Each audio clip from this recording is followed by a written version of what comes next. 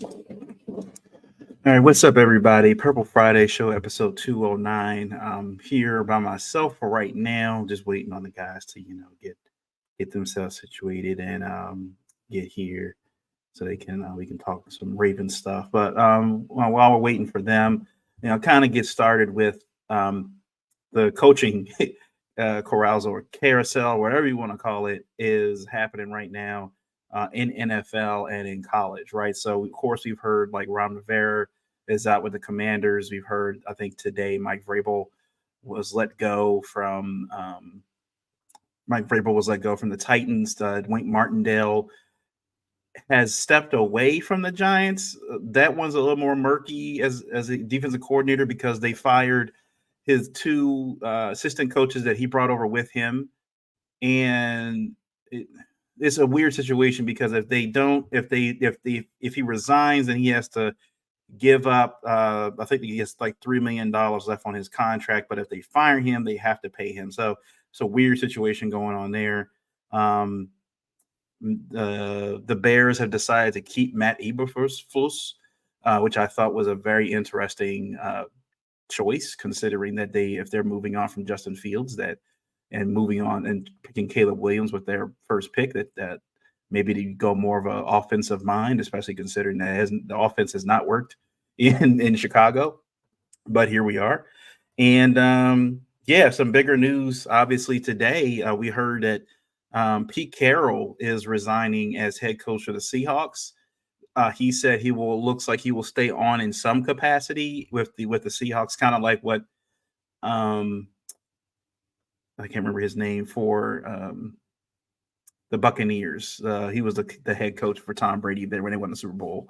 Bruce Arians. Bruce Arians stayed on in like another capacity with Tampa Bay after he stepped down as head coach. And Pete Carroll, in a surprise move, has stepped down as the Seahawks head coach. And that kind of just leaves, I think it's for long-term, for coaches that had the tenure with one team.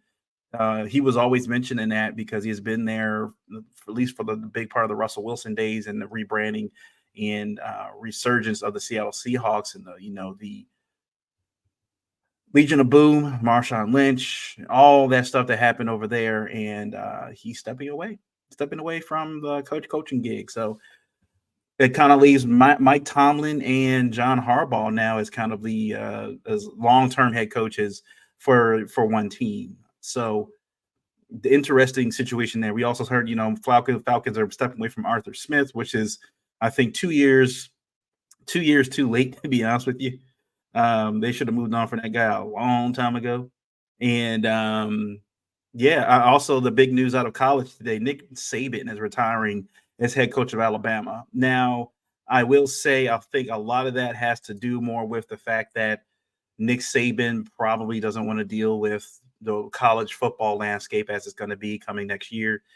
We got, Texas and them coming in to the SEC and a few other schools as well.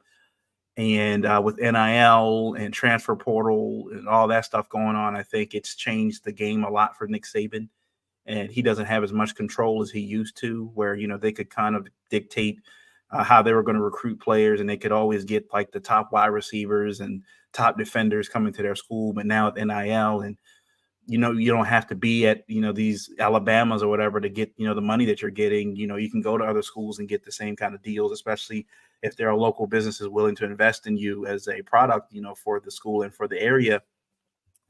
And I think this Nick Saban just didn't want to do it anymore. I don't think he wanted to deal with that landscape anymore. I think his lane changed so much that I think he felt like it wasn't beneficial for him anymore to be in that space. Now he'll probably have a job somewhere on ESPN or Fox Sports or whatever. Even if he wants to take a year off or whatever, or go somewhere else, maybe a couple of years from now.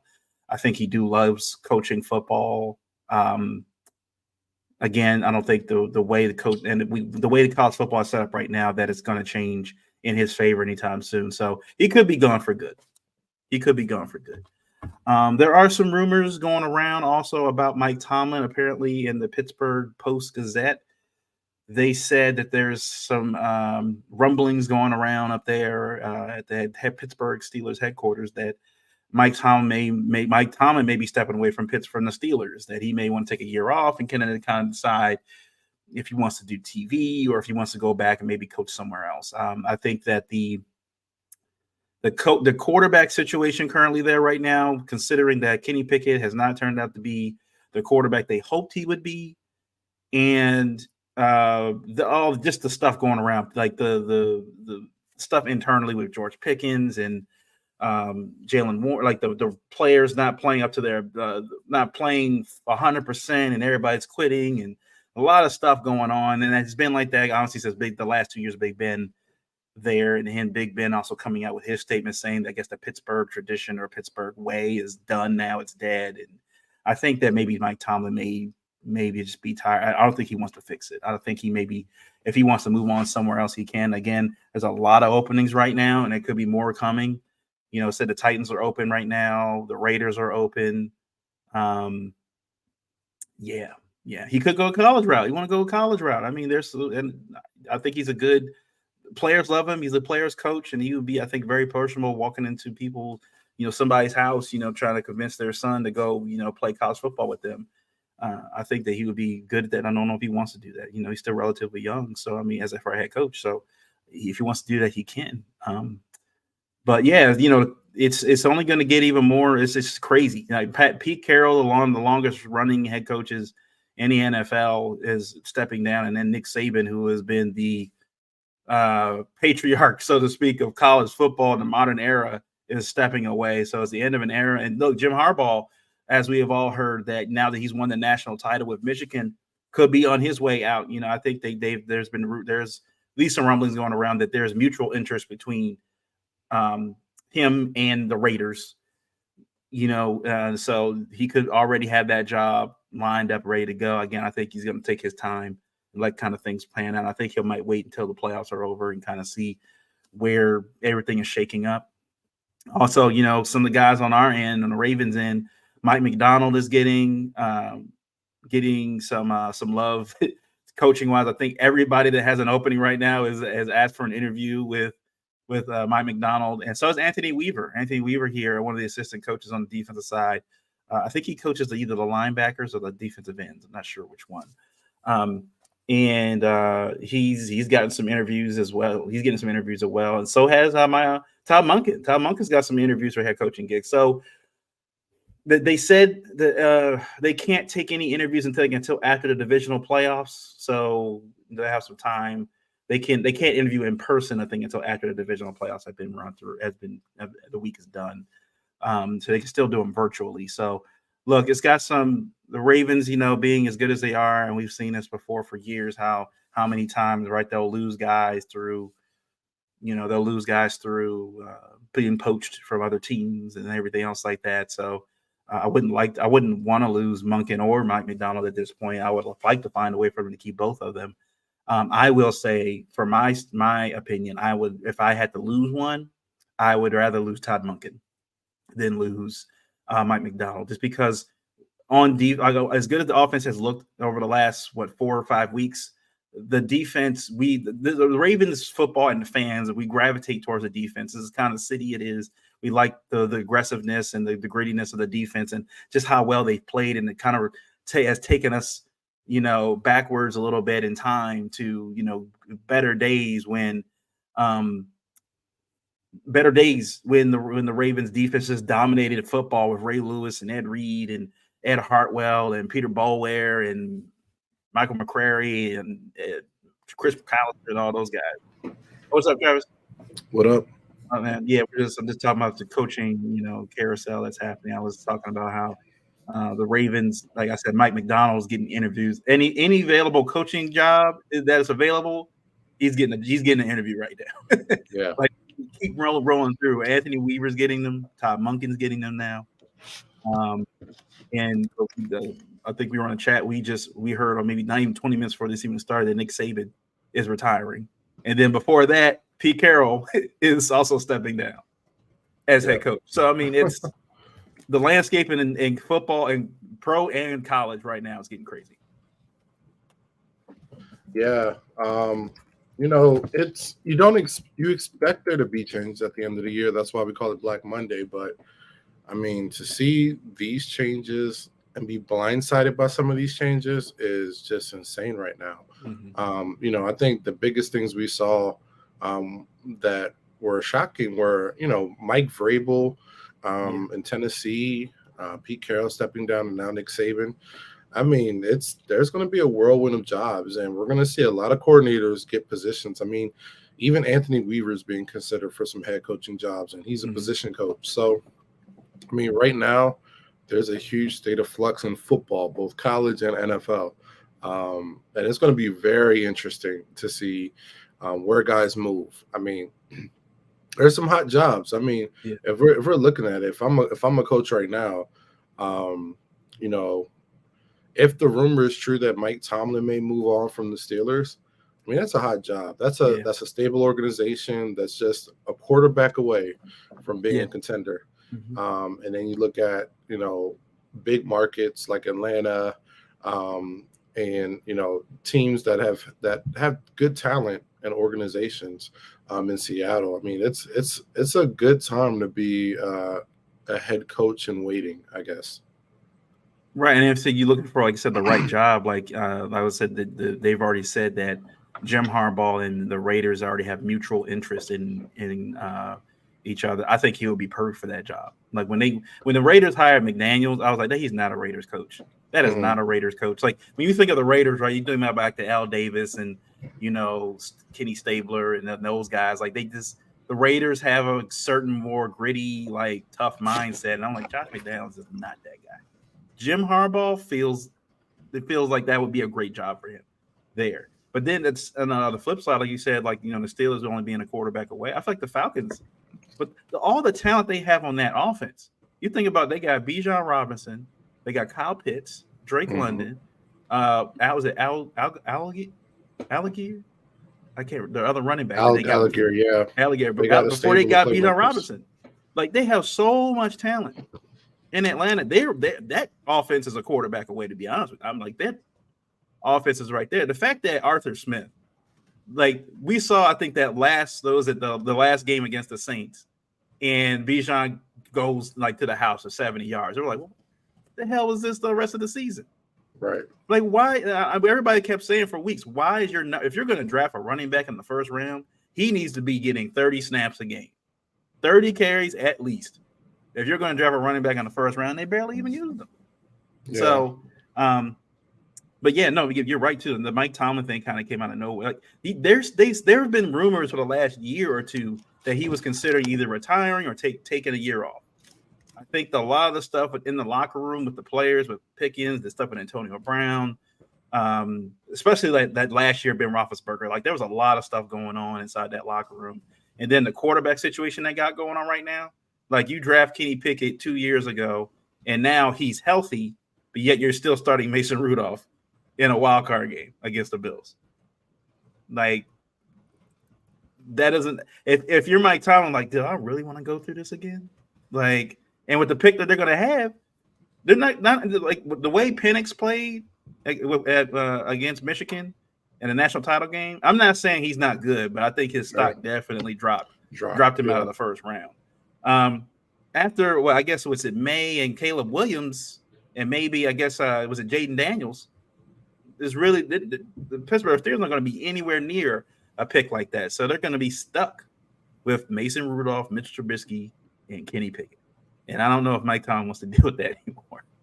I just don't. I think that he's been okay. It's been okay every year, winning 9, 8, 9, 10 games and barely making the playoffs and stuff. But it feels like they're just kind of stuck. They're just stuck at that level. They're not getting better. We thought after last year when they got Pickens, like, oh yeah, Pickens gonna take off next year, right? He's gonna take off. Mhm. It's been the same thing it was last year. Even with the new coordinator they got in there now, like he has 2 back-to-back games with 100 yards, right? And then he gets no targets in the last game of the season against the Ravens. None.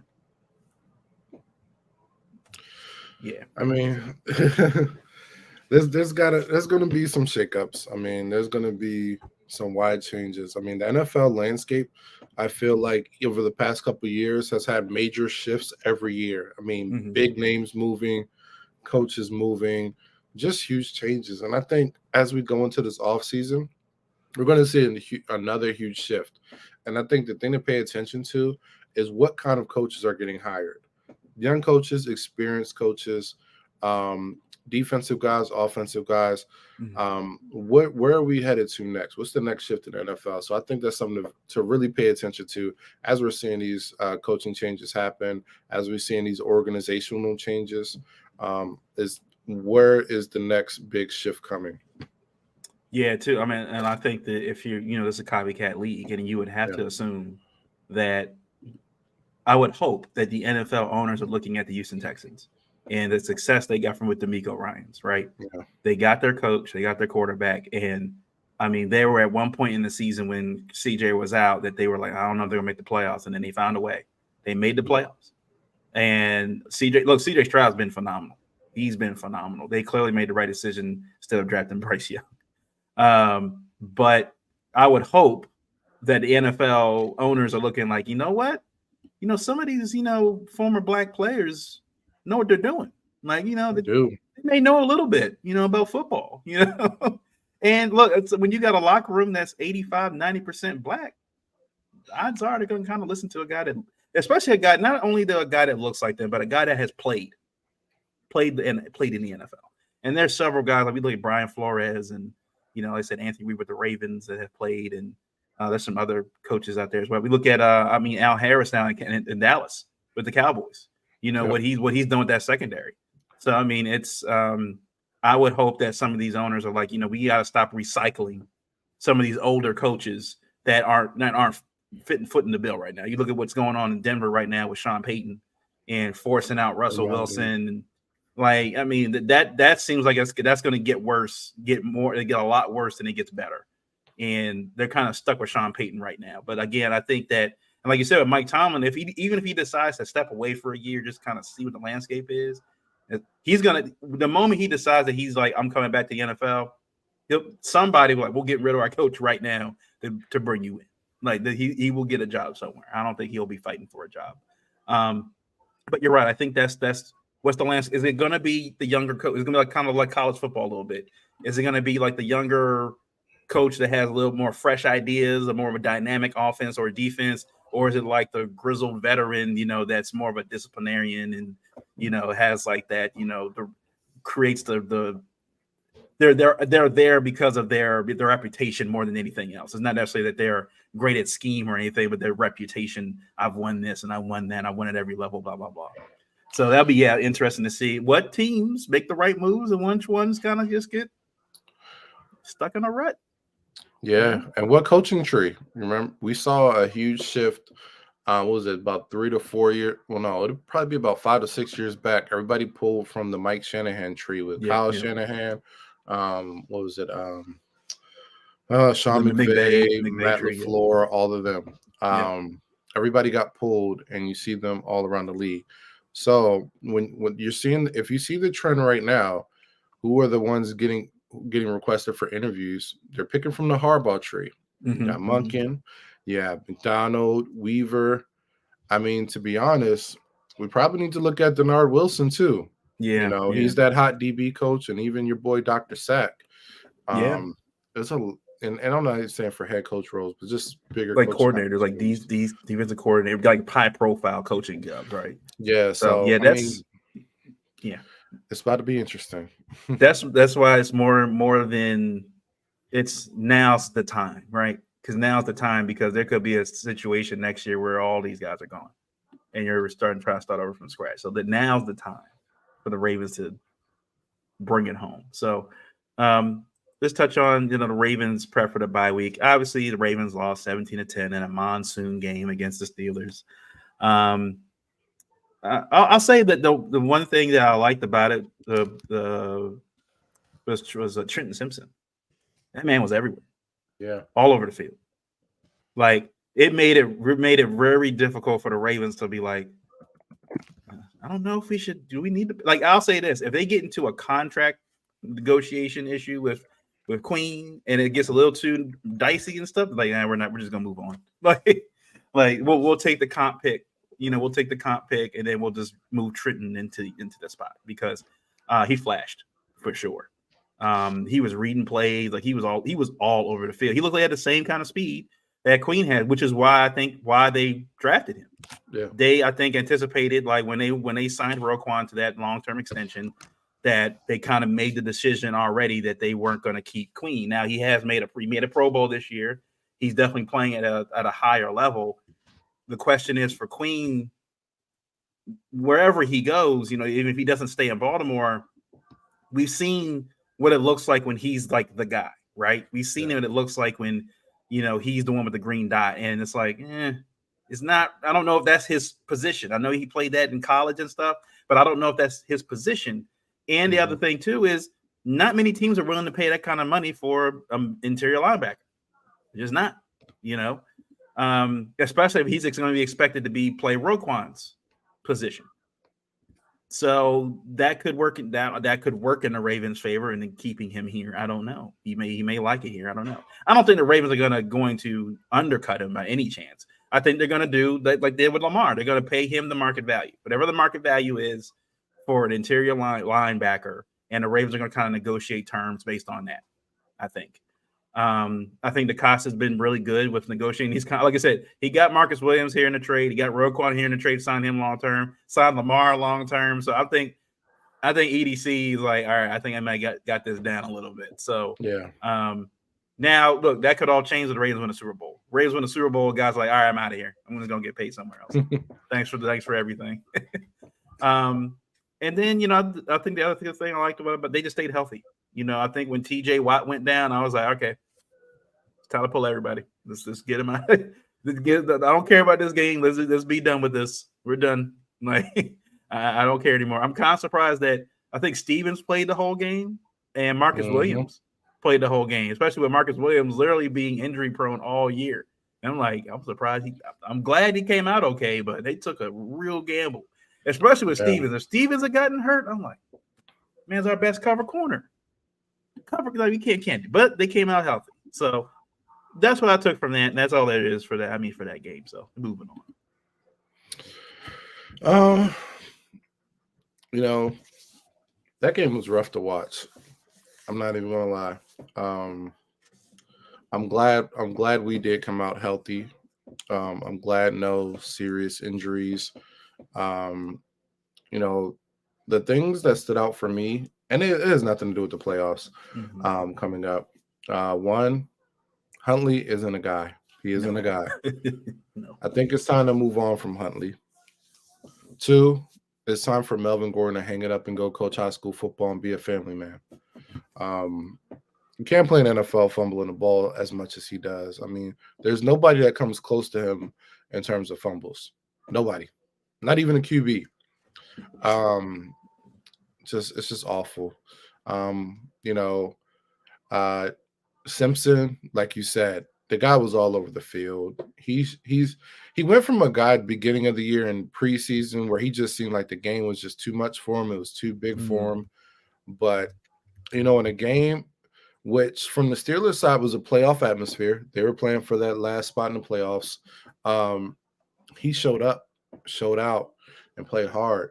And, a mainly second string game. We held that team tight. That was a great defensive effort. So I'm really encouraged by that. I'm encouraged by our depth.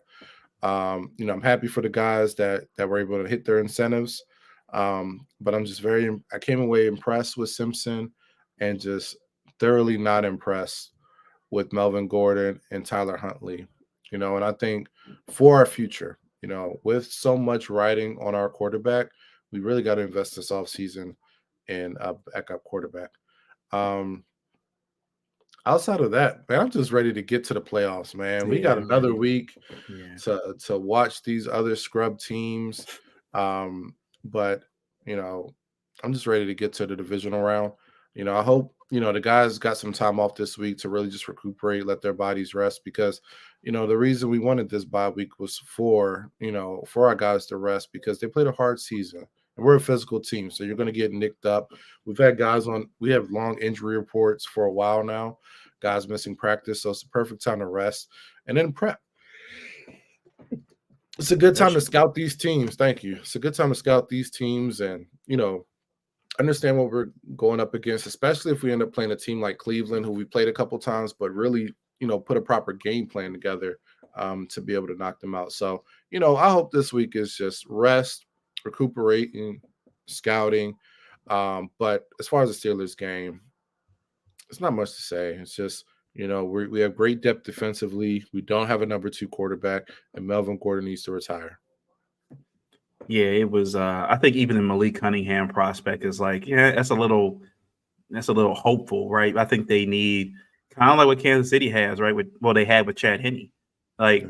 Chad Henne, while he had his time to be a starting quarterback, but he basically helped win 2 playoff games. Those championship years when Pat Mahomes went down with like either an ankle injury or something, and was able to get like the key drive, like to get the first down, maybe close the game out, or stuff like that. So I think that is still. You're right. I think that while it's okay to get guys that are younger and maybe have a similar skill set to Lamar, I think it's even more important. Like we need a guy that's able to, in those situations, if something happens, can keep the ship running for at least a few plays or whatever that may Yeah. be, instead of the team just falling off that much. Yeah. So I don't. You're right. I don't think Huntley did himself any favors in that game. It can't really blame the weather because Mason Rudolph was throwing a ball in the same range. So I mean, it was that one bad play where I think it was Williams and Rockison. Was it Williams and somebody missed? They were saying it was like the I think Freiermuth was going over the middle underneath, and I think Marcus came up instead of staying back, and they were saying like in that kind of coverage, you got to. I think it was Louis Riddick. He was like, in that kind of coverage, you got to stay back. Like just keep that tight and just let them go. You don't worry about them. You can't let the receiver beat you. And he came up, and then of course Deontay Johnson just ran it for a touchdown. I will say though, it's been funny listening to a lot of the Steeler fans talk about we were 5-1 in the division this year, and we beat y'all. We were 8 of the last 9 times, and blah blah blah. We should be division champs. And just, you know what? We had a better record. We were 13-4. Where were y'all? Come on now. Y'all needed the Jaguars to lose to make the playoffs. You needed a team to lose to make the playoffs. Like even the fact that they won the game, they still needed another team to win to make the playoffs. Yeah. And some of them are on there talking about, I mean, they're hype over Mason Rudolph all of a sudden now. Like, oh, Mason, man, he's making all the throws, he's doing all this. Like, come on now. Racist Mason? This is racist Mason, right? Yeah, this is that Mason. Yeah. Yeah. He's not a guy. It's He's funny. not a guy. It's funny. And like a lot of Steelers fans are feeling themselves now because they're in the playoffs. I'm like, okay, the Buccaneers are in the playoffs too. Yeah, Baker Mayfield's in the playoffs. I mean, I think there's a wide gap between some of the lower teams and then the top teams. Yeah, especially this year, right? It's now the parity, the gap in quality teams on AFC and the NFC side is vastly different. Yeah, vastly different. Yeah, like I don't think these playoff games on the AFC side are going to be as competitive as we think. Mm-hmm. Maybe not until the AFC Championship. So, I just think there's just some bad teams, some bad quarterbacks.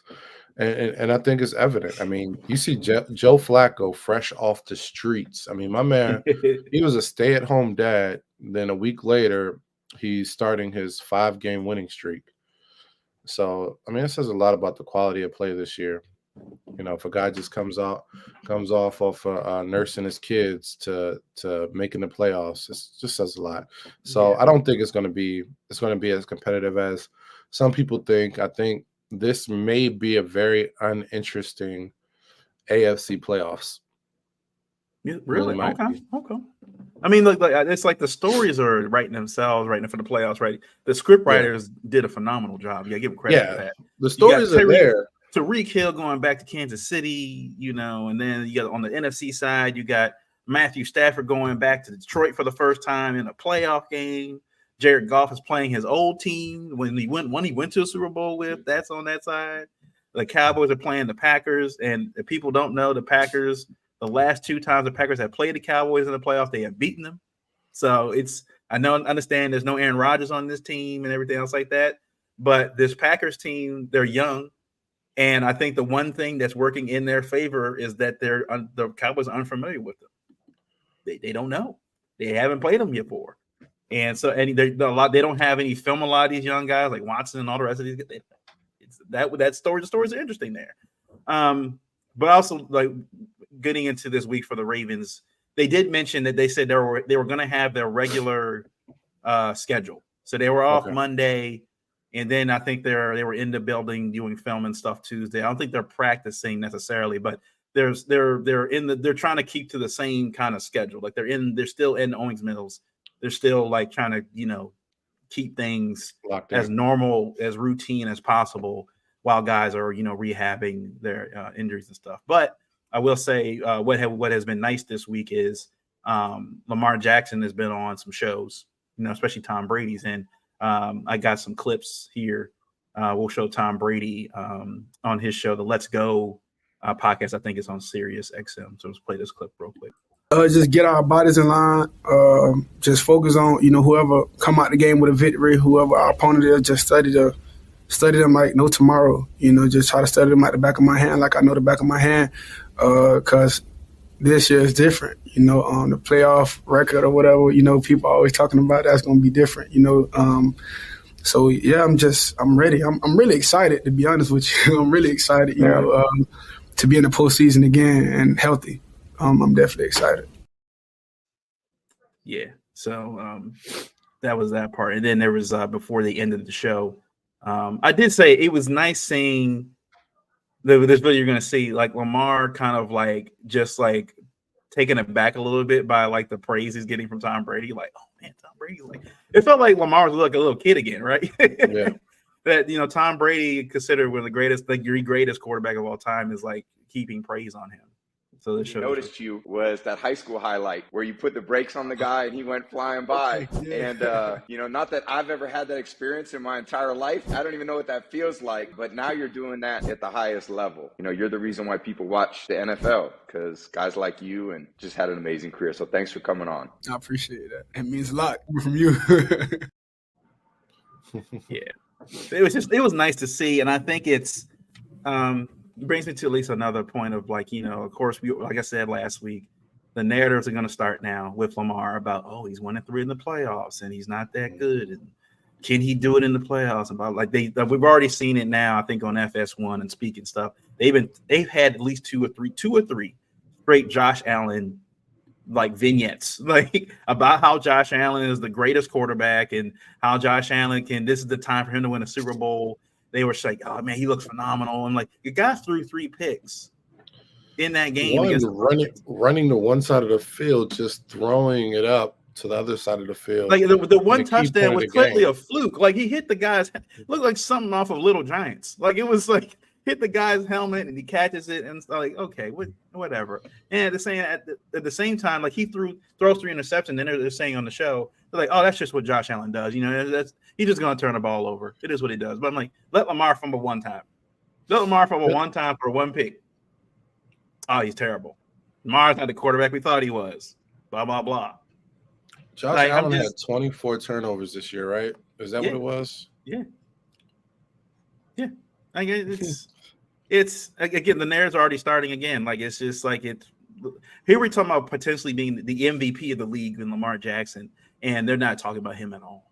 They're not saying anything, which is fine. I think Lamar in those videos clearly shows that that's in the back of his. He remembers 2019. He remembers 2020. Was it 2021? He remembers that. He remembers what happened. So he's like, I know. He's like, all the regular season stuff is fine. I've won MVP before. My regular season record is impeccable. I get that. But he knows, like, I'm going to have to go out there and I got to win a championship. For people to shut up, like, I got to go win. I got to go win. Even on, was it First Take this morning? They said the top 5 players that, were that need to perform or get to the Super Bowl or at least make the Super Bowl. And Lamar Jackson was number 1. But it is not because, how the team is playing right now. It's more so, well, Lamar has to win now. And they made it seem like if he doesn't win now, then he's just never going to be good. Like, he just turned 27. I was looking up, like, just checking numbers, and it's like, when did these quarterbacks start winning championships? I'm like, Peyton Manning wasn't until his 30s until he won a championship, first time with the Colts. John Elway didn't win until he was like 36, 37 years old with the Denver Broncos. I'm like, if we're going to go down this line of like when guys win championships, I'm like, so if they don't win by 30, they're just trash, right? They don't win by 30, they're just trash. I'm like, I hate that this narrative now is the microwave thing, right? If you don't win in 5 years of you getting the lead, then you're just trash. Like, no, you got to stop. Right.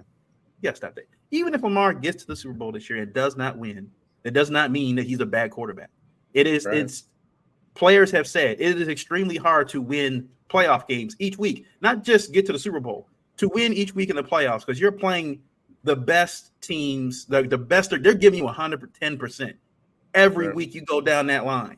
Like every game that you're hoping for a play, the ball to bounce this way and like you're hoping for a little bit of luck sometimes.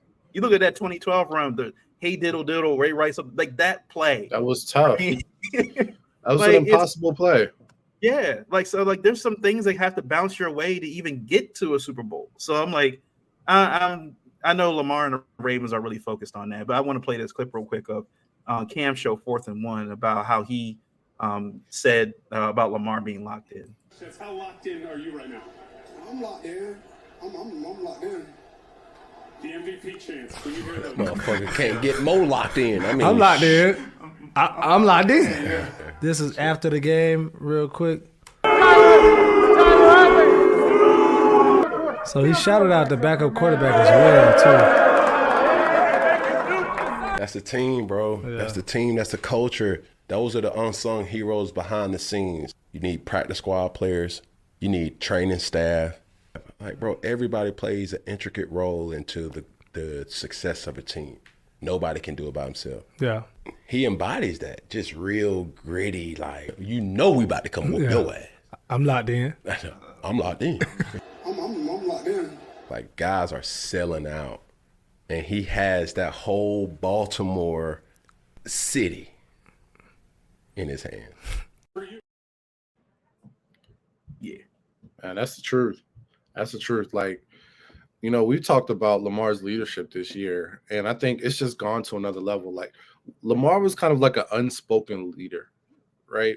But he's just taken it to another level to where this team is officially his. We're not talking about the contract. We're talking about what he's doing day in and day out with these guys. This is Lamar's team. Lamar is the leader of this team. He's been rallying the guys. I saw did you see the clip with him and Nelson Aguilar? You know, when Nelson didn't make a block and he held him accountable on the sideline. It was a block for Keaton Mitchell. Lamar held him accountable on the sideline.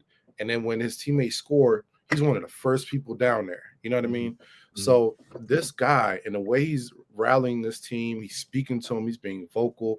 The leadership is on another level. And when Lamar got locked in, the team locked in with him. And that speaks volume. This is why we moved on from Flacco. Okay, Flacco's in the playoffs, but this is why. Lamar put in the work in the offseason with his guys. He's there every day in tune with them. Where was Flacco whenever something went wrong or whenever something went good? On the bench by himself.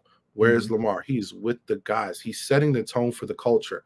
When everybody has tweeted about the Ravens culture this season, it's guys embracing each other. It's guys coming together. It's not the individual person. It's not about the stats. It's about guys coming together. Guys can probably go somewhere else and get more stats. Odell could probably have more receiving yards somewhere else. Mm-hmm. You know what I mean? But he's embraced not being the guy. He's been the number 3 guy at best, no matter whether Andrews was here or when Andrews got hurt. The pecking order was always tight end, Zay, OBJ. That's what it was. We can look at the targets and see. But he's embraced that role. There's been no type of divas. There's been no type of hostility. Everybody is bought in, and it goes back to Lamar. Not Harbaugh, Lamar Jackson. And I think when they talk about he has this city in his hands, we haven't seen the city like this with one player since Ray. Yeah. Since 2012, this city hasn't embraced one person like this. It was Ray was the last person. Now this is Lamar City. When people talk about Baltimore sports, they talk about Lamar Jackson. So, I mean, everything is set up for him. He's locked in, and I think this is the year he can truly do it. Yeah, and they were another part of that show. He talked about how on Tom Brady show, he talked about how he's like when John Harbaugh asked him like advice, or he asked like something concerning the team, and he wants Lamar's input, and Lamar says, I'll give you input, but let me go ask the guys first. Like that's his first instinct is like I'm not going to make a decision without them. I know I'm the quarterback and everything, and that's the pecking order. But I'm going to ask the guys like, hey, hey, coach asked about this. What do you guys think? And he'll kind of go with what the guys say, pretty much. He's like, I'm going to go with the guys, and that's like you said. I think that he even said too. He's like, it wasn't until once he got paid, like once he got the contract, and he had been here for a few years, that he kind of felt more emboldened, and he felt more of a right to be like, now I can be more vocal about the team. Because before, Lamar would still kind of be quiet and still, kind of that quiet assurance kind of thing. Like you make great plays on the field, but he didn't really talk a whole bunch and stuff like that. But he said, like you said, with the Nelson Aguilar thing, him pulling him to the side and like holding him accountable. And even Marlon said, like when Marlon said that Lamar had pulled him to the side, and said, dog, like I know you coming off injury, but we expect you to play a little bit better. And Marlon has been playing better, I feel like, since that's happened. And I think that you're right. I think it's the way this team is operating now with Lamar Jackson. Like you said, even Odell could come out and say this is probably the best team organization he's ever played with. Yeah. And I love the fact that Odell, he won't even he may not even touch the ball like one half. But if when Nelson scored that one touchdown over the Bengals, like tip pass or whatever, and Odell was the first one to go celebrate with him. I don't think Odell caught a pass in the entire game. And he went over there, and he's like the first one there to celebrate with him. And when they showed, I think that clip of Odell and Zay trying to do like that viral dance or whatever from Instagram or whatever, of them just like goof around the sideline, like they're having fun. They're having fun. And but like what Cam said, when you see that the eyes, he's like, you see the mannerism of Lamar saying, "Oh, I'm locked in." He's like, yeah, he's. I think I lost you, man. And he's like, he's like, yeah, he's like basically saying like, yeah, like I'm this dude is if there's been a time that Lamar is in, he's in now. And I just like the fact now too that we don't have to get the word from ESPN or Fox Sports anymore from these talking heads. Like we can hear from actual players, people that played at that position, at that level. And you see Cam Newton heaping praise on Lamar. You see Tom Brady heaping praise on Lamar. So, like, regardless of what the AP media and the media organizations say about any player on the Ravens or whatever, when you get the respect of your peers, the guys that played, even the guys that have played before you, that's all that matters to them. So on to Week 18 news. We'll talk about this. The Texans make the playoffs, beating the Colts 23-19. Shout out to CJ Stroud, man. I really love what they got going on down there in Houston. D'Amico Ryan's making his first playoff game as a head coach. I mean, look, they got decimated with injuries for a while, and then but they found a way to win that game, mainly due to Shane Steichen making one of the dumbest coaching decisions. I think it's 4th and 1. And they sub out Jonathan Taylor for, I forgot the dude's name. He said he had 6 catches all season. Was it Tyler Goodson? That's Goodson. That sounds like, yeah. They throw a quick drag route pass to him. And of course, he has a pitch in his body. He's 6 catches all season now. 6 catches all season. Meanwhile, Jonathan Taylor, who's great at doing both, is sitting on the sideline. Yeah. It's like you pulled a Pete Carroll. I'm like, you pulled a Pete Carroll. You got to try to get too cute. And I like what he was doing. He was trying to drag the clock. He was trying to run the clock out so Houston didn't have enough time to move down the field. So I was like, well, if it works, it's great. It clearly didn't work. Now, Gardner Minshew, I didn't think threw that great of a pass, but at the same time, I feel like Jonathan Taylor makes that catch. If Jonathan Taylor's out there, he makes that catch. Yeah. He makes that catch. but yeah, shout out to the Texans and moving on. That should be a I think what's the team they play in the wild card? All right, we were just talking about them. I took Did they a play picture. Cleveland? Is it Cleveland they It's play? the Browns. Yeah, the Browns go into Yeah. the Browns go into Cleveland. I mean, the Browns go into into the Houston to play the Texans. But yeah, Nico Collins, man, look, he taking some real like those NFL Network. They do those like I can't remember what the name of the award is they give for like those like stiff arms or like grown man those angry runs. He had a couple of those in that game. He was just running through guys. So look, yeah, shout out to them. I'm happy for D'Amico and happy for that team. So just as long as they don't come, they got to come play us. And I'm like, it's all bets are off. But look, yeah. I mean, this is not the same Texans team we played week 1. Yeah, it's different. It's not. CJ Stroud is just, I mean, he showed us something in week 1, but he's just evolved over the season. He's gotten more confident, more comfortable, and he's established this as his team. I mean, he's the guy. He's the dude. Nico Collins has taken a huge jump this year. This isn't the same Nico Collins from the past 2 years. He's taking a huge jump. And to be honest, so much was said about Tank Dell all year and him going down and, people feeling like, that was going to hurt them a lot. But Nico Collins is a guy, 1,200 receiving yards this year. I mean, he's definitely a solid guy. So I was happy to see them win. I mean, D'Amico Ryans, I love him as a coach. He has those guys playing hard for him every week. So I'm excited to see what they do, and what they do in the playoffs and how far they can go, which at most is probably the second round. Yeah, big shout out to them. And Colts, hate to see it. I mean, when we talk about not utilizing your soldiers, as Hollywood Brown would say, that's the definition of it. 4th and 1. Jonathan Taylor is not in the game. The guy you're paying your franchise tagging this year that you got to pony up and figure out what's next in the offseason. And that was like poetic, right? It was just kind of like all the stuff that happened in the offseason about you guys not valuing him, and then you literally leave him out on the biggest play of the game. And he was hot. He was running all game. He was killing all game. Almost 200 yards rushing. Almost. And you leave him out on the biggest 4th and 1. You trying to tell me that you didn't trust Jonathan Taylor on 4th and 1? That you couldn't get 1 yard? Yeah, I was like, that's just that was egregious. Hey. Jaguars lose to the Titans. Titans win 28-20.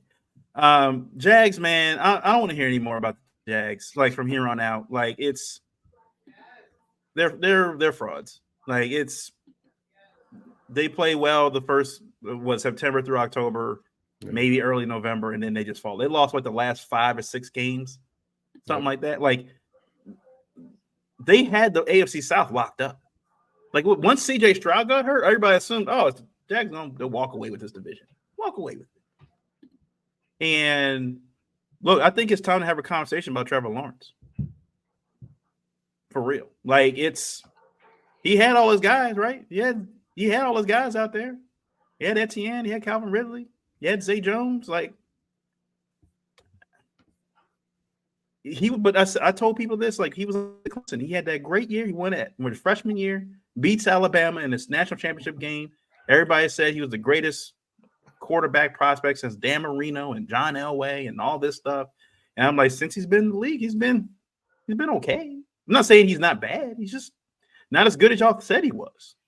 I think he needs a little bit more around him. Not to really. I think it's really about maybe you need to focus on him being a piece of the team instead of being the focus.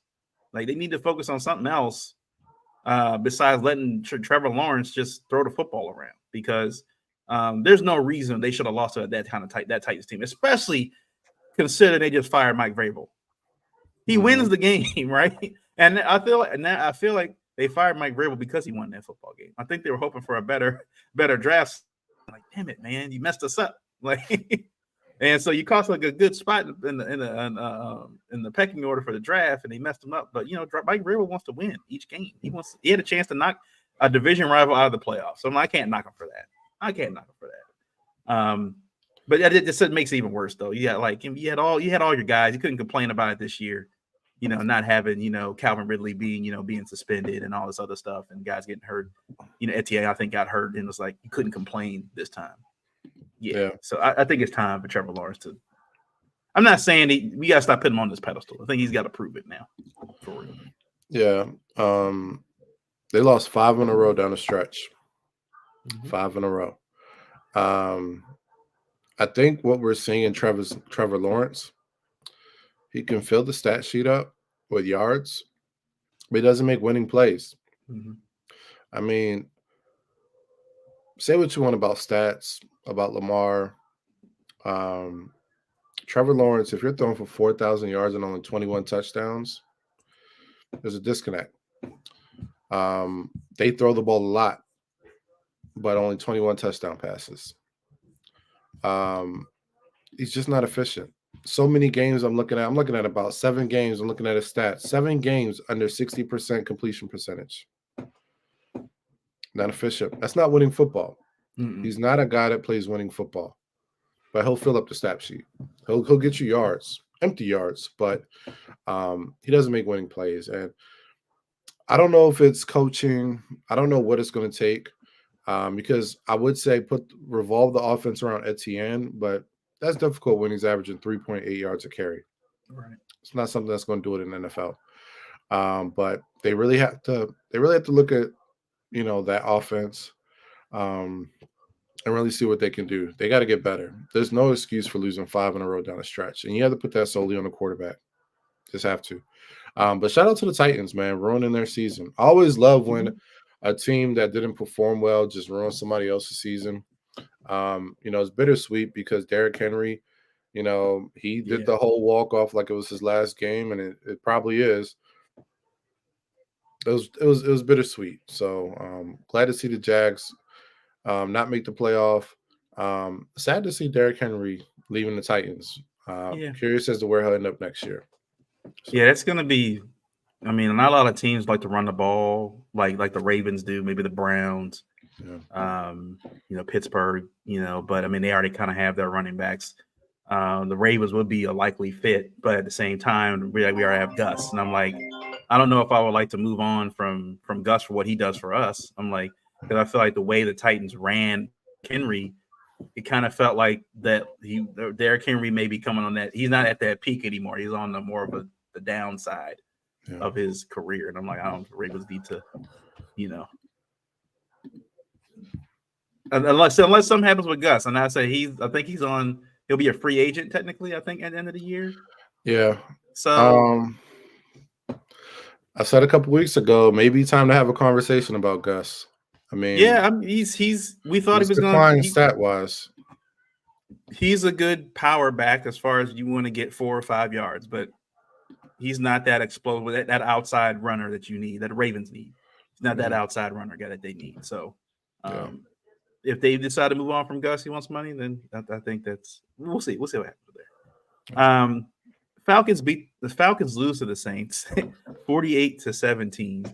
Obviously, the controversy comes at the end. This game means nothing. I mean, I think the Saints needed help to get in the playoffs anyway. But the last play of the game, victory formation, and Jameis Winston apparently calls run play for Jamal Williams to get. I think it was for it to cash in on his incentives to get a touchdown for him. He goes into the post game saying, it was a team decision. It was a team decision to go for that. And Jameis is always good. He's good, man. That man needs his own podcast for real. When he needs a show, that man is just comedy. Like I don't know if he does it intentionally, but that man is comedic gold. But you see Arthur Smith come up to Dennis Allen and say some expletives, to him, and Dennis Allen is trying to console. Like, look, man, I called victory formation. That was, and Arthur Smith's like bullshit. And I'm like Arthur Smith, I'm like, dog, you're down 48-17. Come on.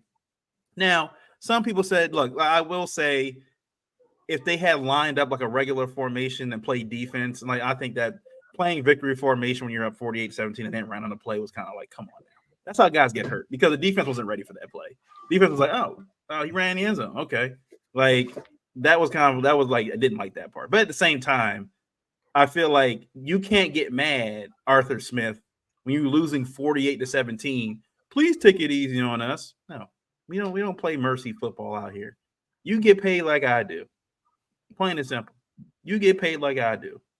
You're everybody here getting making money, right? Everybody out here is getting paid to do a job, right? Maybe you should, tell your defensive coordinator to play a little bit, to coach a little bit better. Tell you guys on defense, maybe they need to tackle a little bit better. I'm not going to feel sorry for you because we put up 48 on you. We're done with that.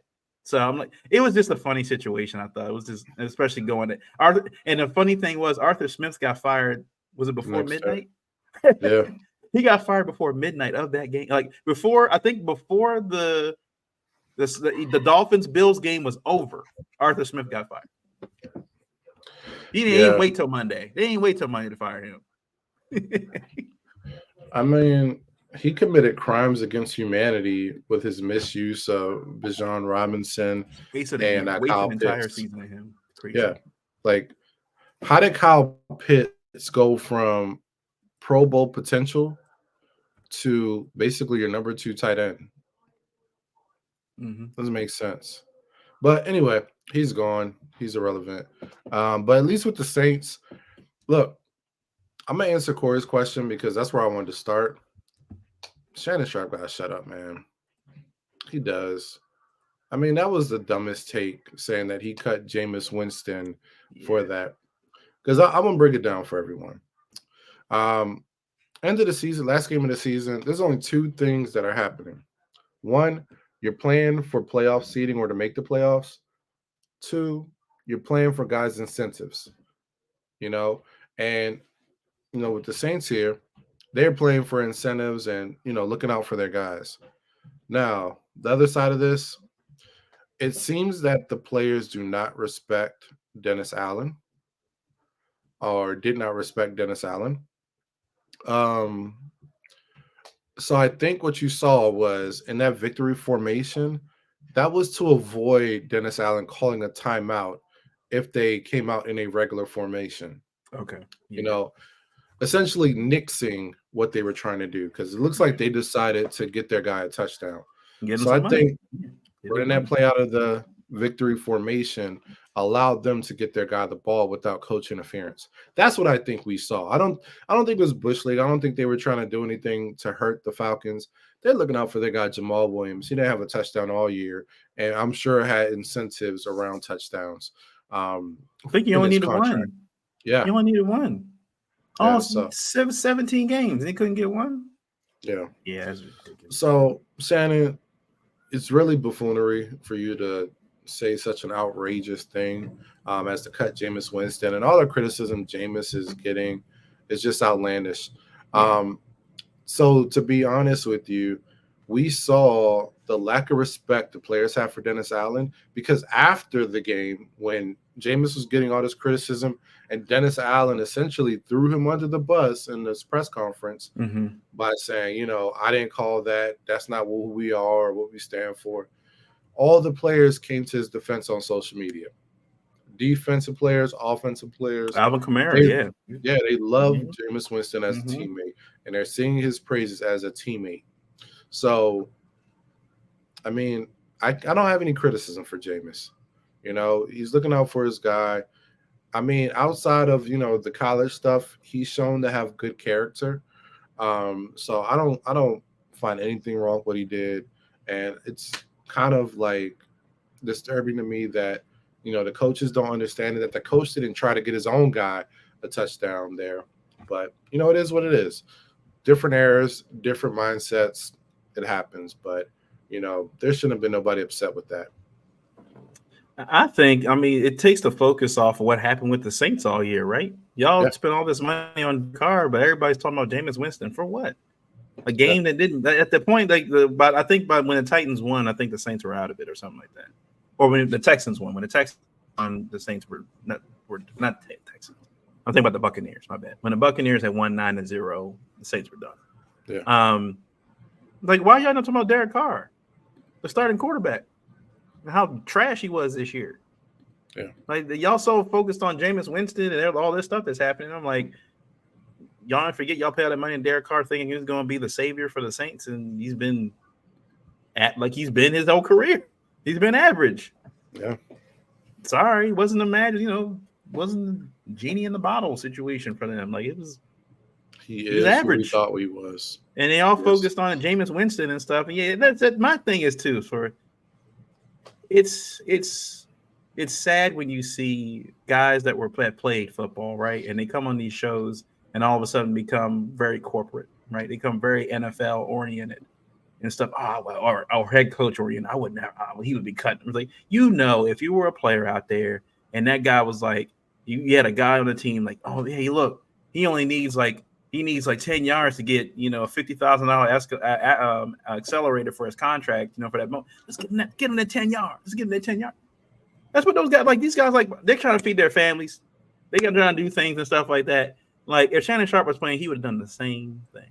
Yeah. But I don't want to hear all that because we saw how clown he was when he got the half a sack. All he needed was a half a sack, and they showed up on the Titantron, and he was jumping around. When Chris Jones got his sack, and you saw his teammates like jumping and stuff.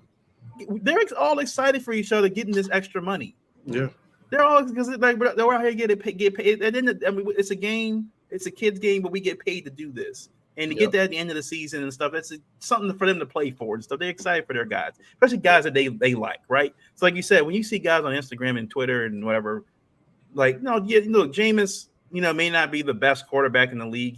I think he's a decent backup and stuff for in a pinch when you need him. But I'm not saying they're gonna Dennis Allen and media to make him out like he's this like Bush League, like he's this like just like he doesn't care about the rule of the game and all that. I don't even think the Falcons players cared about that play. Be honest, I'm like, whatever. Okay. They were like, they probably told, hey man, yeah, Jamal was just trying to get his touchdown for his bone. Oh, okay, I get it. That's fine. It's cool. it's cool. It's whatever. Like when what was it when Brett Favre went down to give Michael Strahan that last sack he needed to break the record. Yeah. He knew that. He knew it. He was like, I'm just gonna lay down and give him this. He'll get the sack. So he knew that. So So I'm like, that's what ESPN and this is what the journalists say. Right, for the guys that are playing and the guys that I'm pretty sure Ryan Clark and all of them, we do that every season. No big deal. Every season, this happens every season. So, that's in week 18. The let's see here that we want to talk about. I don't talk about the Buccaneers. The Giants beat the Eagles 27-10. AJ Brown goes down.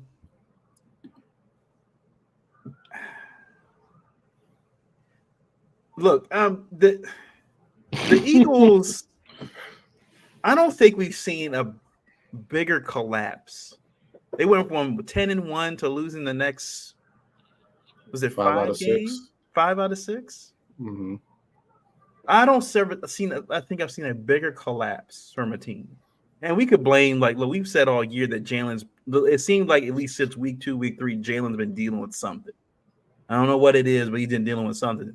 But since that 10-1, they've fallen off a cliff. Like the offense can't do anything anymore. The defense is like the worst defense in the NFL now. Like the worst defense in the NFL. It can't stop any. Saquon Barkley was going off against them. Yep. Darius Slayton was going off. Like, I mean, come on. Like it was. I'm watching this game. Like, what is happening? They quit. Like, I think around the third quarter, they pulled Jason Kelce off the field. They pulled I think Hurts came off the field. I think they pulled Hurts. They pulled a major portion of their team off the field. They were down by like 17 points, and they just pulled everybody. Yeah. Like, oh yeah, we're just done. I'm like, I tried to say that losing Steichen and losing Gannon wasn't that big of a deal for Nick Sirianni. It has clearly made a huge impact on this team. I think it's not a skill thing for this team. This team knows how to play football. They have pretty much the same guys they had last year. They're not this bad. Something else is going on inside the locker room, internally. Something else is happening that's making this team not play. I don't know if the guys are just not connected with each other right now. Everybody's kind of doing their own thing.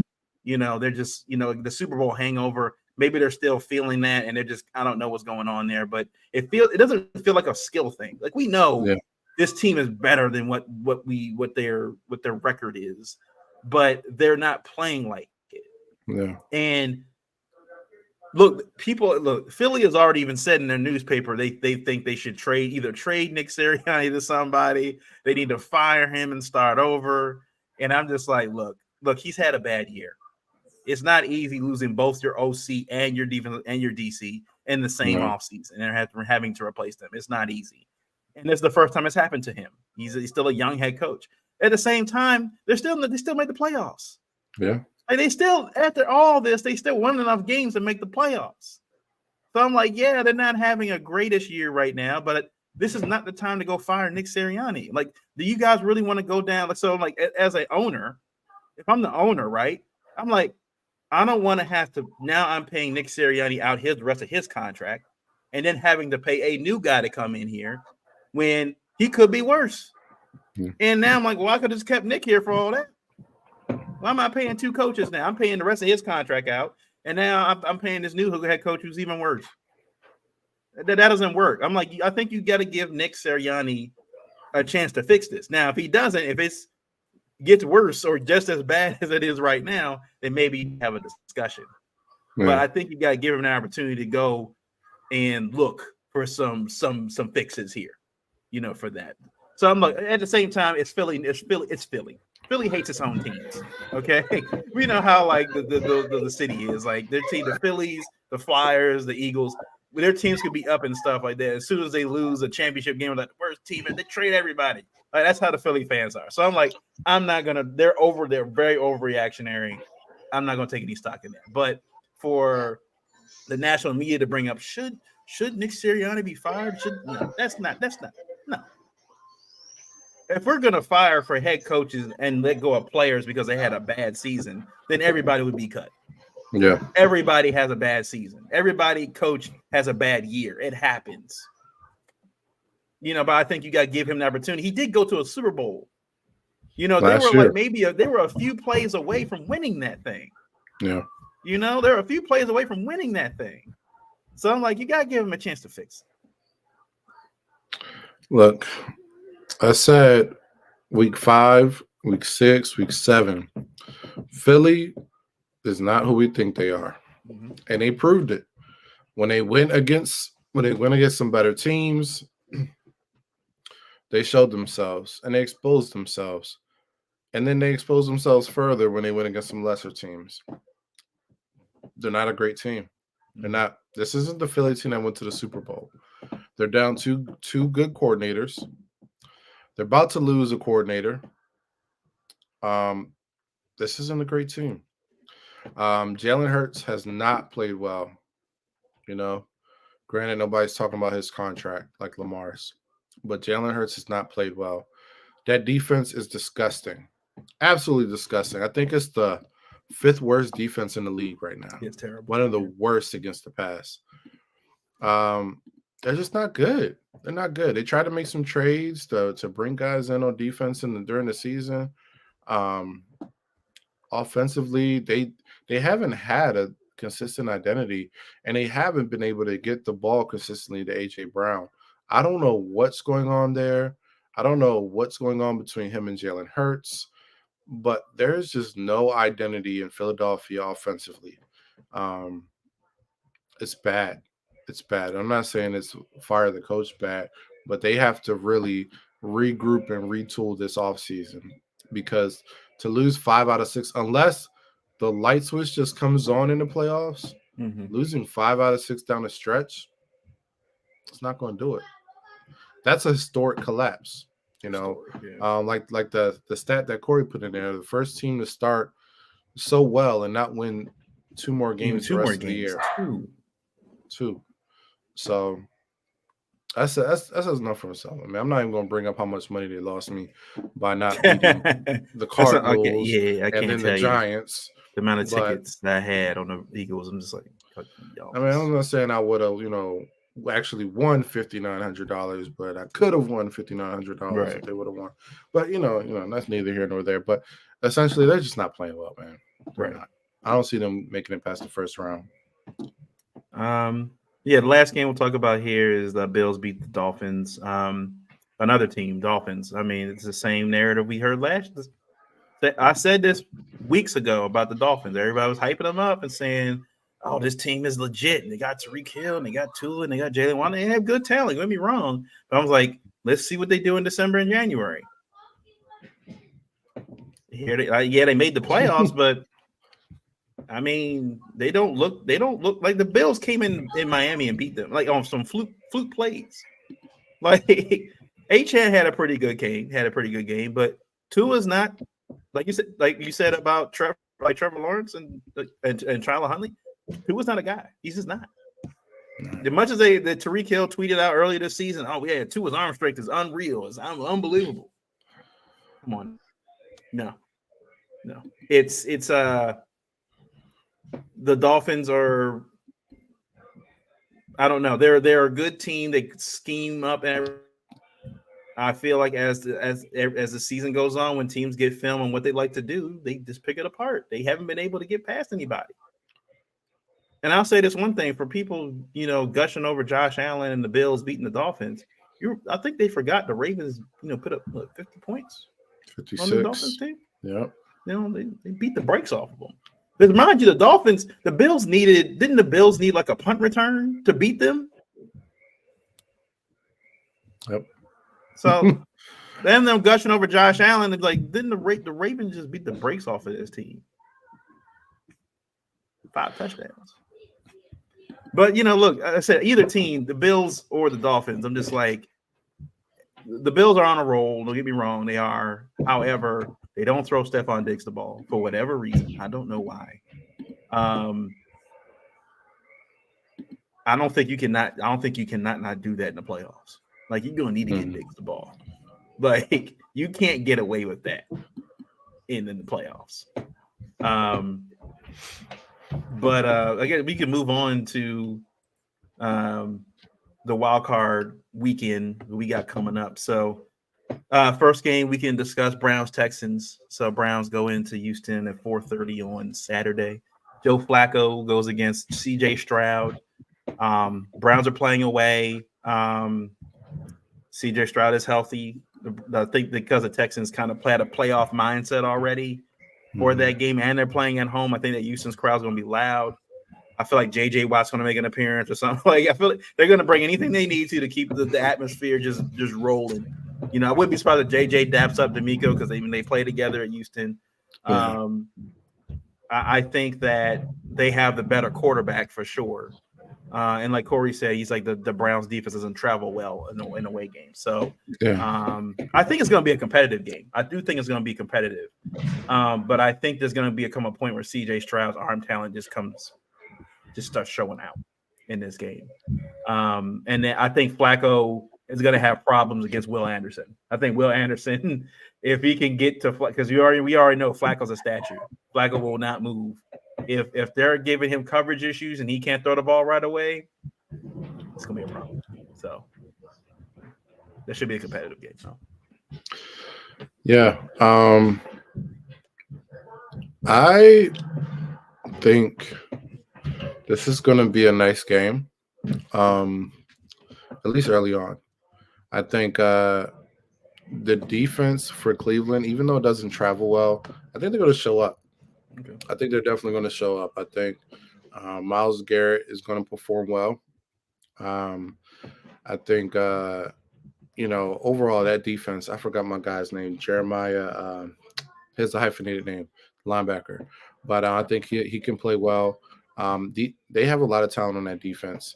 And I think this being CJ Stroud's first playoff game, I think there's going to be some early on jitters. So I think Cleveland dominates this game early. Okay. But I think it starts to shift towards the end of the game. I think Joe Flacco throws a couple picks. And then I think CJ, he turns it up towards the second half of the game, makes some big plays to Nico again. And I think the Texans take this game. Because I believe the Texans played the Browns. They played the AFC North. Mm-hmm. Was it earlier this year? Yeah, I They think it lost was. 36-22. December. Yeah, December 2020 to December 24th. And that was Yeah. without CJ Stroud. Yep. But I think this will be a different game. So, and then because of familiarity and not being that far away from when they played, I think D'Amico, and I think that helps too with D'Amico being a defensive mind, that he's going to be a little bit more, now that they got some film. Yeah. It should be a good game. I think that's going to be one of really good games to watch. I think really good game to watch there. Yeah, definitely. The Dolphins play the Chiefs in Saturday night, 8 o'clock. Dolphins at Arrowhead. They already said the temperature is going to be -3, -4 degrees, something crazy like that. We've already heard. Look, we've seen the wild stat that Tua hasn't won a game under 55 degrees. Cold weather at Arrowhead. Look, I know Tyreek Hill may be used to it. He played there for a number of years, but I don't know what the rest of those guys are. It's one thing. Look, while the Chiefs have not played well all season, they've had their bumps here and there. They're at home in a playoff game. You already know that crowd's going to be loud. Taylor Swift's going to be there, I'm pretty sure. So all the cameras are going to be there. And it's the Chiefs in the playoffs. I got to give them a little bit more. Like I say, they haven't played their best football, but Tua in the playoffs and Mike McDaniel already. Like we saw what happened last year and what this Chiefs team can do. And they still got Pat Mahomes. Pat Mahomes is healthy. So I'm like, if they're going to figure out a way, they will figure out a way. And Andy Reid, I think, is a better, just good head coach scheming stuff up. So I don't think this game's going to be that close.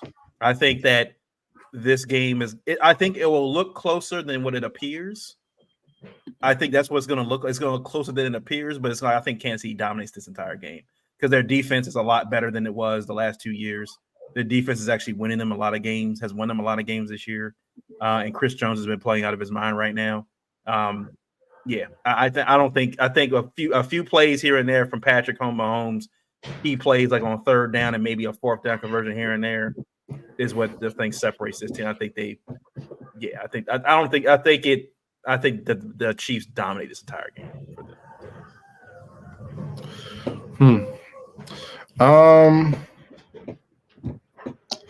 I think Miami's going to have a real tough time. They're going to have this is a game where they have to run the ball. Yeah. And I don't see Mike McDaniel committing to that. Mike McDaniel wants to throw the ball all over the field. What we've seen lately from Tua is, when Tua's a little frazzled, those throws get a little more inaccurate.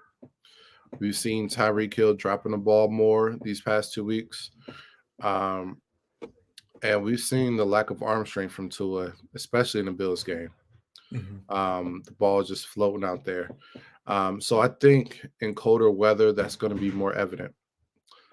So unless the Dolphins can commit to leaning more towards a strong run game, they're going to have a tough time. Now, Kansas City offensively hasn't been much to watch this year. They have wide receivers dropping the ball, not being able to get open. But I trust Pat Mahomes in the playoffs. I trust Andy Reid in the playoffs. And I trust that Andy Reid will lean more on Pacheco in the playoffs, and Pat Mahomes will make enough plays to win this game. I think it's going to be close in score, but I think you'll see the Dolphins implode in this game. I truly do. I think they're going to implode. I think it could look like the Ravens game, but a score like the Bills game.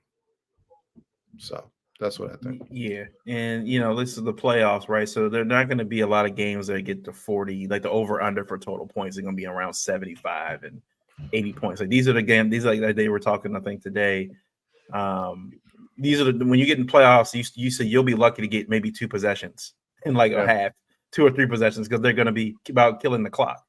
These drives are going to take up 7, 8, 9 minutes. Like playoff football is a little bit different. Then I think I trust Pat Mahomes and them a little bit more in those situations, especially just because, like you said, my Daniel's going to want to throw the football because Tariq Hill is coming back to Kansas City and through a narrative. I don't know what that may mean, but sometimes this is where the mindset of a head coach is worrying about winning the football game, not necessarily about the players. Players want to do something else sometimes, but you got to win the football game. Yeah, that's what the playoffs are about. They're not about the players; they're about the wins. Yeah. So next game, Steelers go to Buffalo. 1:00 game on Sunday in Orchard Park. Look, the Steelers have been squeaking by, and they've been getting some wins and stuff. They got into the playoffs. I feel like the Bills have finally found a run game. It took them 14, 15 weeks too late to find one. But James Cook is a pretty good running back for them right now. We saw he did it to the Cowboys a few weeks ago. And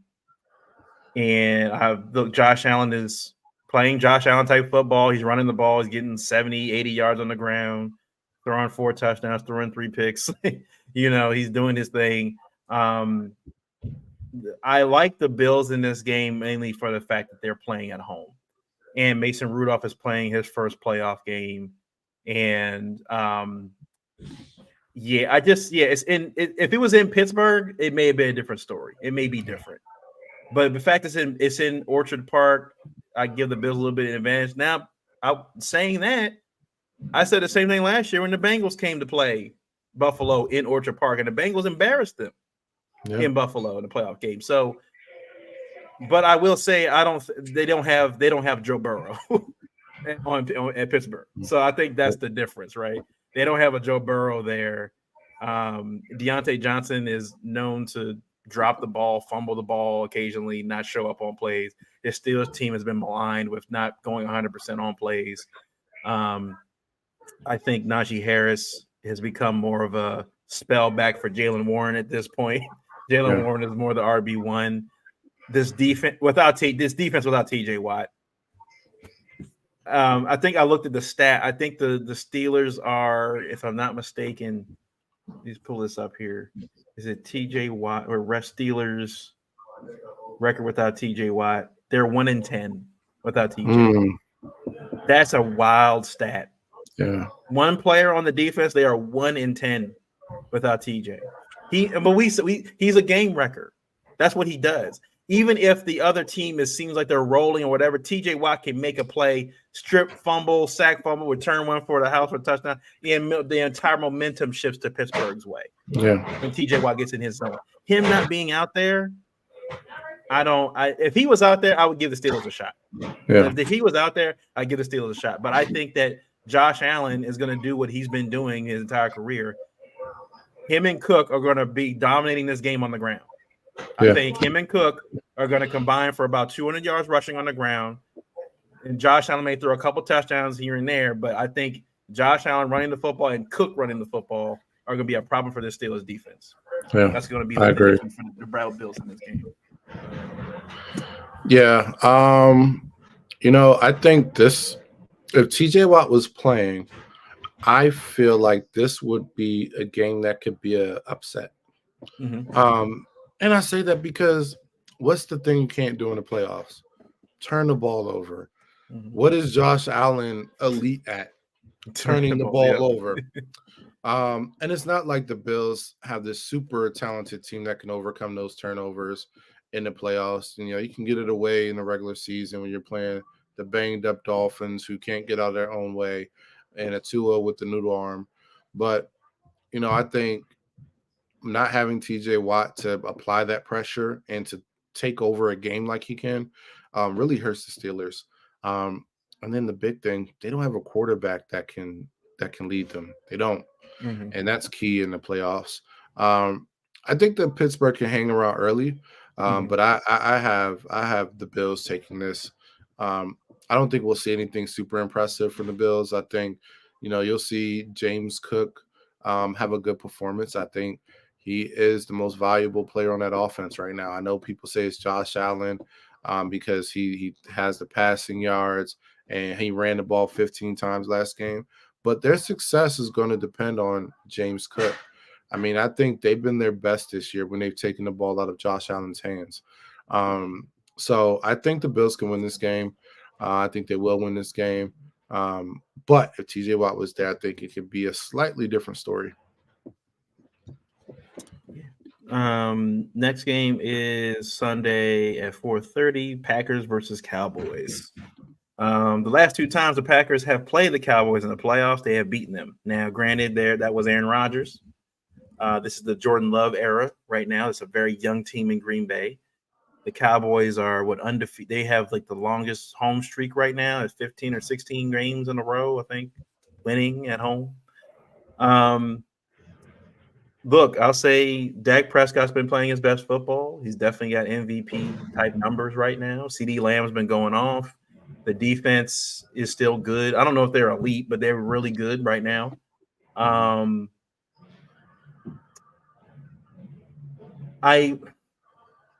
I want to say the Cowboys win this game easily. I want to say that. But what have we seen the last few years with these Cowboys? It's not necessarily that they play bad. They get into the situational football. That's where they mess up. The last couple times where they played and they had these playoffs, get knocked out in the playoffs, they go. It's supposed to be like this. They got a minute or so left in the play clock or in the game, and they can't get to the line of scrimmage, and they don't let the referee set the ball when they're supposed to, and then the clock runs out. Like this situational stuff that they seem to just struggle with, right? And I feel like with the Packer team, with Jordan Love and them, right? They're going to be very conservative in the simple fact that they're not going to want to turn the ball over because they don't want to give the ball to Dak and let CeeDee Lamb and Tony Pollard do their thing.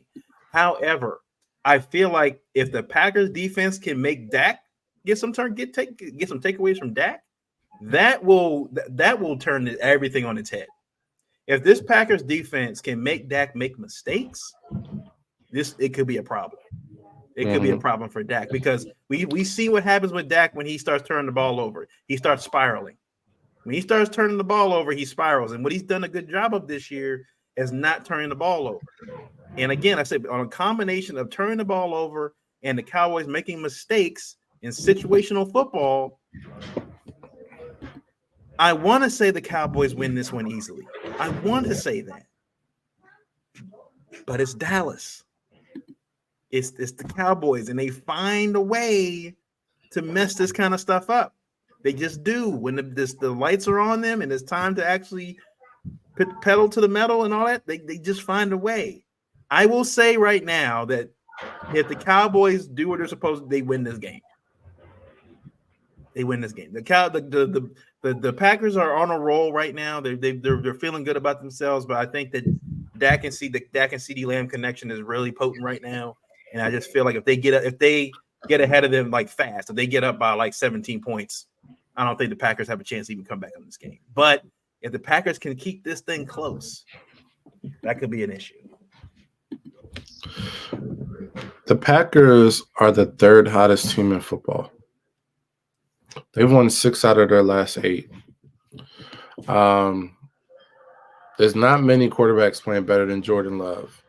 And I apologize. I wasn't really familiar with their game until the second half of the season.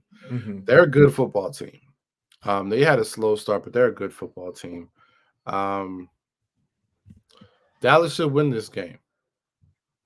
Dallas has Dak.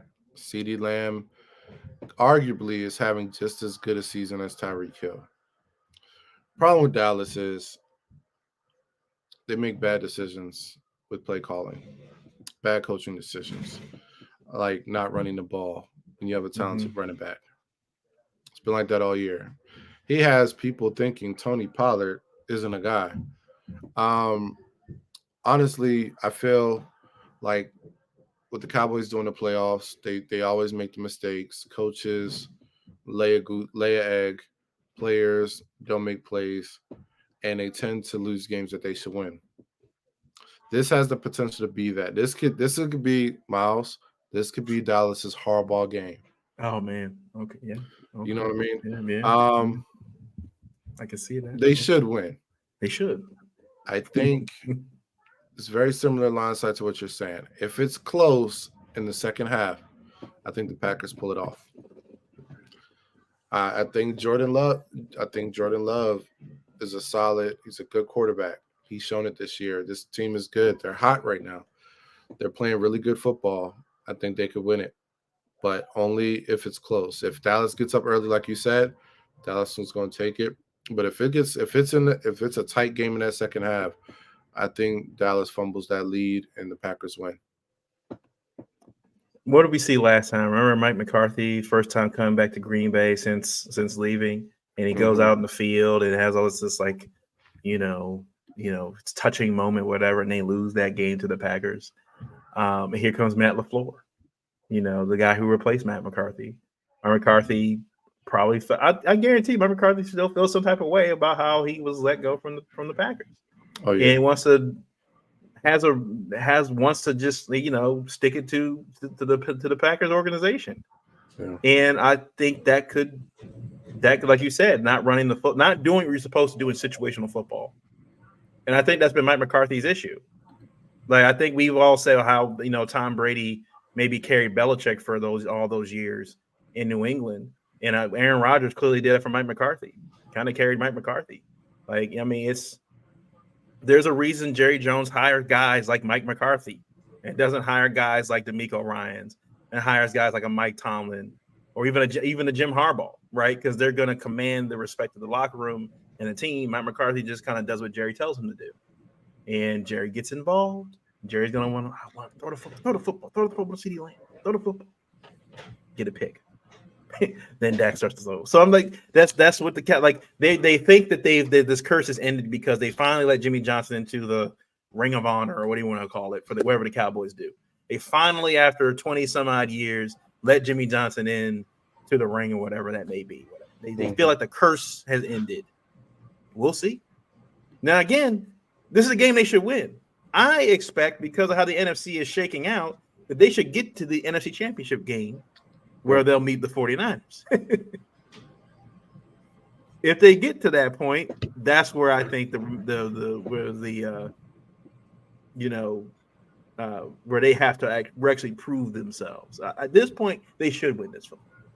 They should. The game I'm really excited about, but especially because of the story around it, Rams-Lions, Sunday at 8 o'clock. Matthew Stafford goes back to Detroit for the first time since leaving Detroit. Playing with the Rams. Jared Goff plays against his old team that he played with in the Super Bowl. Like, it's in Detroit, a playoff game in Detroit, which we haven't seen since Barry Sanders. Yeah, I think we haven't seen that since the Barry Sanders years. So a playoff game in Detroit, the atmosphere is going to be phenomenal. However, I just think that Rams offense is too much for Detroit. Matthew Stafford is still playing at a high level. I think a lot of us had written him off when we heard about his elbow situation in the offseason and that he wasn't going to come back strong. And then here comes Puka Nacua out of nowhere. And Cooper Kupp is now healthy also. And now they also found a run game too on top of that. And they still got Aaron Donald on that side of the football, on the defense side of the football. Like Aaron Donald in the playoffs too. Like, they have too much. And I think Matthew Stafford's going to feel it. Emotional too, coming back to Detroit. I wouldn't be surprised if Detroit gives him a little, thank you, because I mean, it wasn't like when he left Detroit, it was like bad blood or anything. He gave him the best years that he had. He gave him the best years. They didn't build anything around him, when he was there in Detroit. But I think Matt Stafford looks like another shot, possibly, with the way this Rams team is playing right now, getting back to the NFC Championship game. Why not? Right? Why wouldn't they? Everybody was like, they were going to have a down year, and here they are in the playoffs playing some of their best football, and Matt Stafford is playing phenomenally. You got Puka Nacua. We saw them here in Baltimore, man. Like, Puka Nacua is like he's good. It'd be fun. It's gonna be great to see him play in the playoffs. And I feel like with Dan Campbell and that Lions team, and they got Jameson Williams, they got Jahmyr Gibbs running now. I just think that Dan Campbell's inexperience in the playoffs is going to come to bite him a little. This is what come to bite him, because playoff coaching is a lot different than regular season coaching. And Sean McVay's won a Super Bowl already. He knows what it takes to get to that point. And we saw what happened. What was that, 2 weeks ago, where it was a bad call by the referees, and they should have been more clear about who was eligible. But then after you get the penalty to go for it again and lose the football game, Yeah. Was just like, I felt like an ego thing by Dan Campbell. And I feel like, sometimes in these situations where Dan Campbell probably going to have a lot of pressure from the Detroit press, NFL media to win this game. And again, with Matt Stafford coming into town, like there's a lot of emotions in this game, especially for the fans and the organizations both. Yeah. But I feel like that the Rams I feel like it's going to be a good game. I feel like it's going to be a good game, and it may come down to the last drive. I feel like it may come down to the last drive, depending on who has the football. But I do think the Rams eke this one out in return for Matt Stafford, just because I think quarterback to quarterback, Matt Stafford just has more, and they use their guys. The one thing I think we've said about the Lions is that they find ways to not utilize their guys in crucial moments. But the Rams and Sean McVay and Matt Stafford make sure Cooper Kupp and Puka Nacua are getting that football. So I'm going with the Rams in this one in a tight game. Yeah, I'm with you. I think the Rams pull this out. Every reason you have. I mean, I lean more to the Kyron Williams factor. I think Kyron Williams is a star. I think I've been saying it all again. He is a guy. Kyron Williams is a guy. I really love the way they use him. I think they'll use him more. I mean, the guy rushed for almost 1,200 yards. He only played 12 games. That's crazy. Yeah. You know what I mean? So I think come playoff football, I mean, that's the guy you put the ball in his hands. And Stafford has been playing great too. I mean, like you said, Puka Nacua, I mean, 105 yards, 105 catches, 1,500 yards receiving. I mean, that's amazing. And you still got Cooper Kupp over there. They have weapons. They can put a lot of pressure on that Lions defense. And to be honest, Aaron Glenn is the most overrated defensive coordinator in the league. The guy doesn't make adjustments. Their defense is not good as some people may think. Aaron Glenn is not as good a coordinator as some people think. I think we'll see that. I think the Lions play well, but I think the Rams win by 10 points. Simply put, I don't have much to say. Kyron Williams, Matthew Stafford, Puka Nacua, they win this game. All right. And the last game, Monday night, Eagles against Buccaneers. Baker Mayfield's coming back to the playoffs, I think, for his second start. First one was with the Browns. So he's come back and playing the much maligned Philadelphia Eagles, playing in Tampa Bay, Monday night game. I want to say the Eagles get it right? I want to say that. I want to say the Eagles get it right. However, they've lost to quarterbacks they shouldn't be losing to. They've lost to teams they shouldn't be losing to. And yes, the Buccaneers only won their game 9-0 last week. Yes, they only won 9-0. But Mike Evans is still out there. And with a secondary that's ranked dead last in the league against probably one of the more consistent wide receivers of the last 10 years.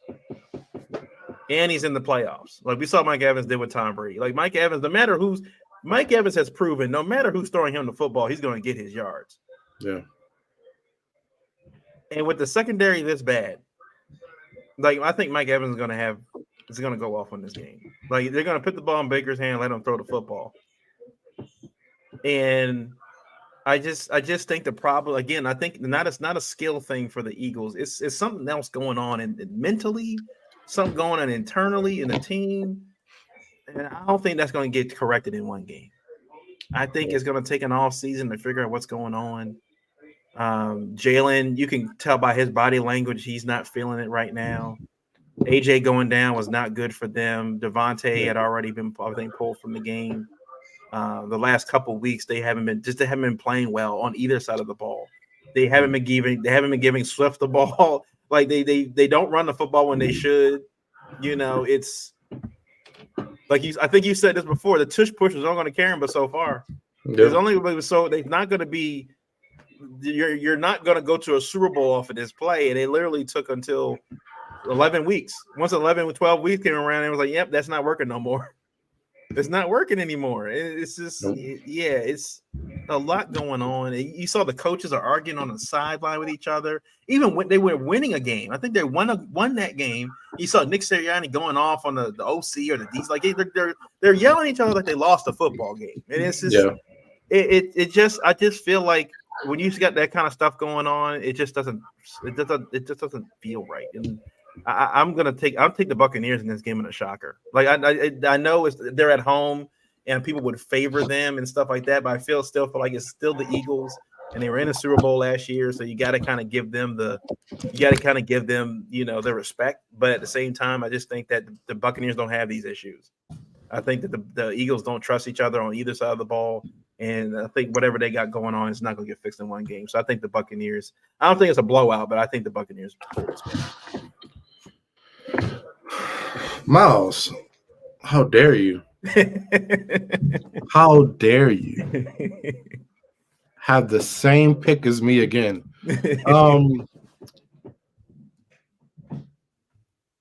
This is, I used it earlier. This is an implosion waiting to happen. It's been happening. They lost 5 out of their 6 games. Mm-hmm. The switch just doesn't turn on like that. Not in football. I don't think it does in professional sports, unless you're the Kevin Durant Golden State Warriors. The switch just does not turn on like that. I think Baker Mayfield has had a great season. Nobody's talking about it. I think Tampa Bay is an average team, but they do one thing well. They throw the ball well. Mm-hmm. I think they can put a lot of pressure on this secondary. I mean, you got Mike Evans, Chris Godwin, you got Scotty Miller. They got some other guys. I'm just missing them and forgetting their names right now, but they can do some damage. And they got Rashad White. Rashad White is a solid back. Yeah. I think they can definitely put some points up on this Philly defense. And I just don't know where this offense for Philly, what they're going to do. I don't know what they're going to do. Like I said, they don't have an identity. They don't get A.J. Brown the ball. I just don't – I have too many question marks about Philly at this point of the season where I'm just unfamiliar of what they'll do on a week-to-week basis besides lose. I just don't know how they'll lose. I mean, one thing is the Cardinals game. The next thing is the Giants. So I just don't know what they're going to do. And, they can't push their way or brotherly shove their way to the next round. So I think this will be a tight game. I'm not going to overrate the Bucs, but I think it's a tight game that the Bucs will win. And I think you'll see the frustrations boil over in the second half, and you'll see the meltdown from the Eagles in the second half of this game because they're going to have a first-round exit. Simple as that. I just feel like in this game, especially in maybe the third or fourth quarter, you're going to see some like sideline shots of like guys just sitting dejected or guys yelling at each other, getting pulled apart from like it's at that point right there. It feels like they're at that point now. Like you said, I think even last week that A.J. Brown and Jalen Hurts apparently had some issue over a week. Like, they were apparently supposed to be best friends, but apparently they're not friends right now. I don't know what's going on with them. But yeah, I'm looking at the stat. Baker threw 4,000 yards this year. 28 touchdowns. That's crazy. I know he had it in him. 4,000 yards. Crazy. But I think that's the last. Yeah, that's the last of the wild card matchup. So, we'll see what pans out. The Ravens have a bye week. They gotta wait until, I guess Sunday night to figure out who's gonna be playing them. So, I can't wait now. Like I'm waiting for this get Ravens football ready. I'm ready to go. We've seen all the promo videos from Tom Brady now and Cam Newton, and the Ravens have been putting out stuff. Like I'm just ready, man. Just ready to go. Ready to play ball again. Ready for this team to show what they got, man. Just get to Vegas. Yeah. Get to Vegas. So that's it from us. Obviously there'll be no post game or whatever halftime. I'll be chilling this week. Chilling. I'll say this will be the last stress-free week we have until the Super Bowl. Yeah. We're gonna be stressed out after this weekend. We're gonna be stressed out. So we need to relax as much as we can. get ready for next week. So Definitely. thank you guys for listening, and we'll catch you guys next week. Peace. Peace.